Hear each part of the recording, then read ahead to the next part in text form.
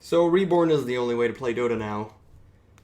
Okay, there's a lot of problems in there. There are a lot of problems in there, but you know what? It is good that it was made, kind of slowly, I guess. But it's fine. I mean, they're gonna work on this, and you got to remember that it was in beta. Dota was in beta for a very long time, and it sucked for a very long time. And now it's much better, and then they removed it. Now there's Reborn. Now Reborn kind of has a lot of problems, but it'll get better. It'll get way better, and the infrastructure there is much stronger, which is really good. So it's all positive. I don't want to talk about that because there's not too much to talk about. I actually want to talk about Starcraft, which I have not touched in a very long time. I have a very large history with Starcraft, and specifically Blizzard. I've been to recount a little bit, I've been a Blizzard fan since Blizzard was not Blizzard, they were Silicon Synapses. Silicon Synapse. Synapse or Synapses? I don't even remember. But Silicon Synapse, yeah. I loved their games back in the day. I played Lost Vikings and Dark Thorn, and I love those. I really do.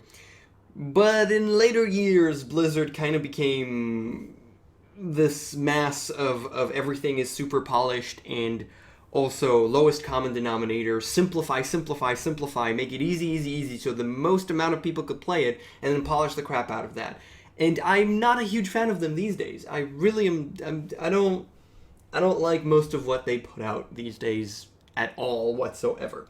But if I put that aside, I love StarCraft. I've always loved StarCraft. It has a huge place in my heart. The original, as well as StarCraft 2. I think StarCraft 2 does a lot of things very well. It has a lot of problems. And in terms of esports, Blizzard has kind of run it into the ground. And I really think that they suck for that, and it pisses me off. But I still love it. I still love StarCraft and StarCraft 2. I enjoy watching it. I don't do that much if I have any time to watch stuff. I usually watch Dota. But I do still enjoy watching StarCraft. I do still think StarCraft is an awesome game. And it has a warm place in my heart. What can I say? Actually, I was a writer for Gosu Gamers, and I did mostly for roughly 2 years. And I mostly did StarCraft coverage. I did some other stuff, but I mostly did StarCraft coverage. So I really do like that game. And we're talking about this now for actually 2 reasons. One is that a couple of my old friends that we used to play StarCraft together say, "Hey, dude, you want to play StarCraft?" And I was like, okay. I'm actually updating StarCraft right now, which should take roughly, 3 days because, I don't know, I haven't booted it up in like a year or 2 or 3. I don't know, a lot of amount of time. But that's one reason. The second reason is that Legacy of the Void, the last game in the series, because it's a series of 3 for some goddamn reason, the last game of the series was just announced. The date at which it comes out. What's the name? The date where it comes out was announced. It's November 15th, I think, something like that, which is kind of soon. And that's cool. I haven't actually played Heart of the Swarm. I played through Wings of Liberty. I think it's a wonderful strategy game. The standard campaign. It's a wonderful strategy game. It really is. It does everything very well. It's a really good strategy game. I didn't play Heart of the Swarm because one of the things that was terrible about Wings of Liberty is the story. It was really stupid and I hated it. I love the story of the original StarCraft. I think it's a wonderful game with a wonderful story. And StarCraft 2 kind of feels kind of stupid. Especially the grandness of it all. I mean, StarCraft 1 was so interesting with all of the politics and these races and everything that is going on in between them. It was a wonderful, rich world. And StarCraft 2 is there's the ultimate evil. And it's like, really? It pisses me off. They could have done so many cool things, and it was just like, oh, there's an ultimate evil. Yeah. I didn't like that at all. It pisses me off. It really does. It pisses me off. And I just don't want anything. And specifically, I said that I'll buy Heart of the Swarm, just for the campaign, like I did Wings of Liberty.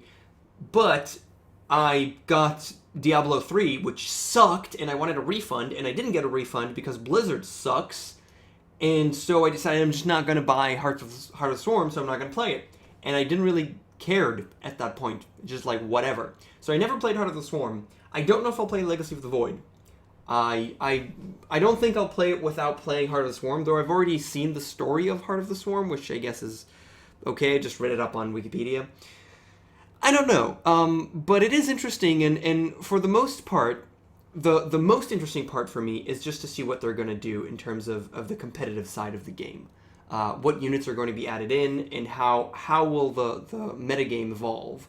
And I will probably be going back and looking at games of professional Starcraft 2, and I'm assuming Blizzard hopes that there will be a resurgence of people caring about this game.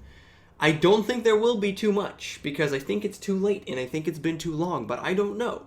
I might be wrong, and this game might spring up back into action, because right now it is not that big, at least as far as I know, which might not be a ton, because I've not been following it. But, I don't know, we'll see. It's interesting, at least, to see how the scene reacts to it, and how it evolves, if at all, and what happens to it in the culmination of this last game as an esport. That's always going to be interesting for me. So yeah, I guess we'll just live and see. Thank you so much for watching, and I'll see you guys next time.